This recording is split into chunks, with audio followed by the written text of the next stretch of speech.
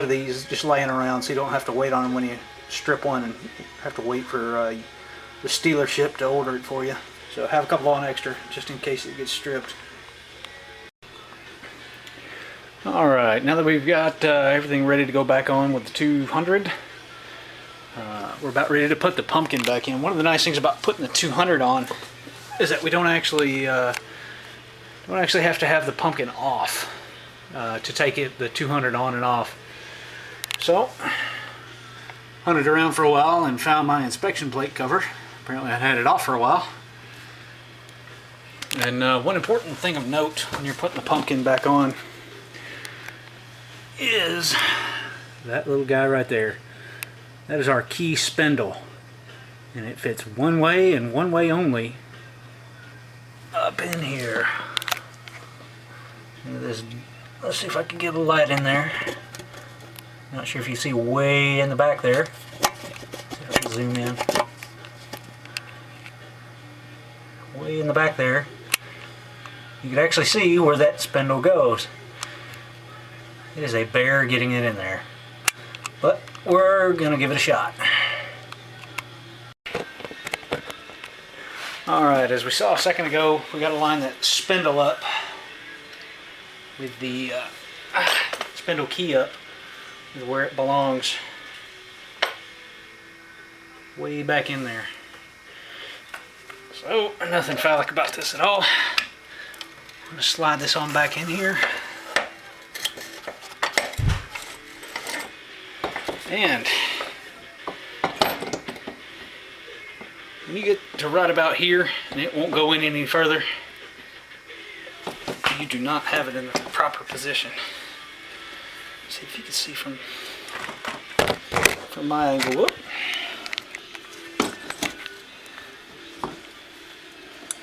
When you get to where the bolts will almost reach the holes, maybe even get flush, but it won't go any further, that's the wrong position. Alright, I've got it into the right spot. It took me a couple times of pulling it out half an inch or so, twisting it just slightly and trying to get it back in there. As you can see, the bolts are in the holes, although just not all the way. We still got a little gap here. To get this resolved, you have to put some pressure on it from the back of the pumpkin, pushing in towards the swing arm. Just kind of rotate this axle around a few times here at the U-joint. And there it goes. Watch your finger. I wish I could tell you the exact point at which it's gonna fit in there, but I really don't know exactly what makes it go in there. Sometimes it takes a couple turns, and sometimes you'll be turning on it for a few minutes. But it's in. As you see, our bolts are coming through the side here. And now we need to get the bolts on. All four of them. Don't tighten it down all the way just yet. We'll do that here after we get the wheel on. Alright, after we've got our pumpkin on, got the four bolts in there, snug but not tightened, you're going to feel pretty proud of yourself. I know I do. So, beer time it is. And just remember, never ride and drink at the same time. Alright, one important thing to note when we're putting all this back together is the order of things. We're looking here on the disc side. We've got our small little ABS holder piece in. The thing of note are these two little ridges here. On our brake holder, there's a little bump there, and that actually fits in there in between those two ridges. Shows exactly how to line it up. So be sure those are in place when you put that on. And also, so that, then the brake holder, then the spacer before everything else, and the swing arm, and then the axle. So we're going to put that all together right now and get that lined up. The other side with the hub will line up over here with the pumpkin. Alright, I've got my wheel on the hub, or the hub attached to the pumpkin rather. And now in the space over here, I'm going to be attaching the brake holder and the spacer in the proper way. Alright, I've kind of got things a little bit together here. The first thing that goes on besides the wheel is the brake bracket. The first part that you're going to attach on this is way back here on the swing arm. There's a little slot and a little post here that needs to go on first. And you'll rotate the bracket up over the disc brake, and the hole should line up here. Now, thing of note, the ABS sensor holder disc here, it should not swing back and forth. You should hear that knocking. If you push on this clockwise and it rotates, it means you didn't get it in the post that was here on the brake bracket. Way down in there. I don't know if I can see it or not. Probably not, but it fits in between those two ridges on this disc here, and it should not rotate. So I got my disc, my brake holder bracket, got my little spacer here, and to hold things in, I've went ahead and put the axle part of the way in. Sorry about the light. And a little twist in, and it should go all the way through. That's just about it. Give it a little bit more snugging and it'll fit over there into the pumpkin. Don't tighten the bolts on the other side, the 4 of them that hold the pumpkin onto the swing arm, until this is all the way in and in place. That way it makes sure the pumpkin's lined up properly. Alright, I've got the axle kind of snugged up, as you can see here, using my handy dandy 24mm Allen key. It's outstanding.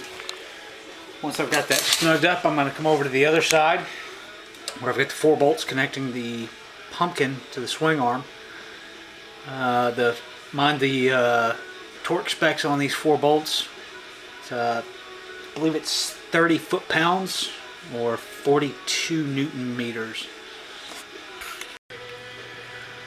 Alright, now that I've got the 4 bolts attaching the pumpkin to the swing arm tightened down to the proper torque specs, I've got to tighten up the axle. The way I do this was the aforementioned little bolt and nut job that I've got right here. Fits nicely right into the axle. And on the other end of this, got my torque wrench with a, I believe it's a 5/16, yes, 5/16 deep wall socket. This is going to go on here like so, and this is going to be tightened to 98 Newton meters, and in foot-pounds that is 71.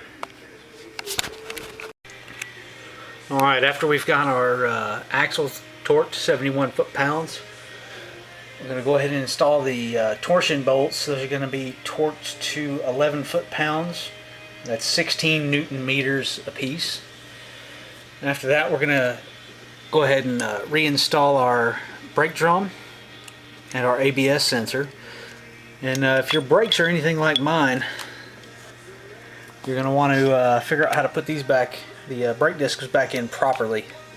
Not sure if you can quite see it on my my manual here. You've got number 5, which is this brake disc. You see this one's got a couple little parts that come out there on this metal part. Also in between here, there's a bit of a carbon fiber looking part. It's the brake pad insulator. This one goes on the inside of the brake disc, just like so, but on the inside. The one that goes on the outside has no extrusions. It's just the brake disc and the metal piece.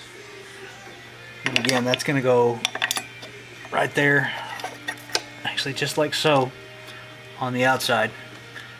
I'm going to go ahead and get the one put on the inside. The brake drum is going to go right on that with the 2 bolts. I'm going to reattach the bracket where I took it off before, and then I'm going to attach the ABS sensor right where it belongs. Alright, I've got my drum back on along with my pads. I've got my bracket reinstalled and my ABS sensor back in, all tightened up. I've got my swing arm sliders back on. Should be ready to go. Can't wait to try this thing out tomorrow at the track. But first and foremost, after you mess with any of the brakes, be sure you take it out somewhere on a lonely street and try it out. Test your brakes before you take it out in the open road with traffic. Just in case something's not quite right, I'd rather find it out on a road with not much traffic as opposed to out in traffic and getting hit or running into somebody. Also, come back after you take it for a short ride. Check all the bolts that you messed with. Make sure they're still tight. I'm not a professional, but I've done this a few times. If you have any questions, feel free to contact me. I'll do my best to answer your questions. Also, if you have any more questions that I can't answer, I'll consult my book, or consult the VMAX shop manual. If you still have questions, doubts, feel free to contact your Yamaha specialist, mechanic, and they can guide you to the right answer. I hope this has been helpful, and ride safe out there.